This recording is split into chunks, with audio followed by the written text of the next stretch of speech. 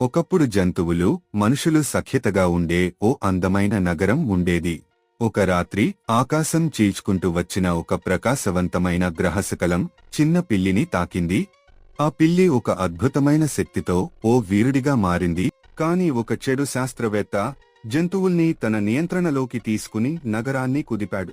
నగరం అల్లకల్లోలంగా మారింది. జంతువులు పిచ్చిగా పరుగెడుతున్నాయి.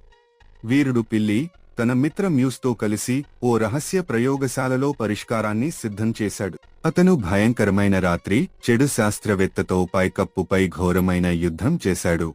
తన ప్రత్యేక శక్తిని ఉపయోగించి జంతువులను చెడు ప్రభావం నుంచి విముక్తి చేశాడు.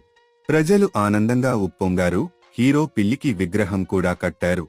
రాత్రివేళ ఆ పిల్లి నగరాన్ని కాపాడుతూ పైకప్పుపై కూర్చుని ఉంది. ఆ మళ్లీ అవసరం ఉన్నప్పుడు సిద్ధంగా ఉండేందుకు.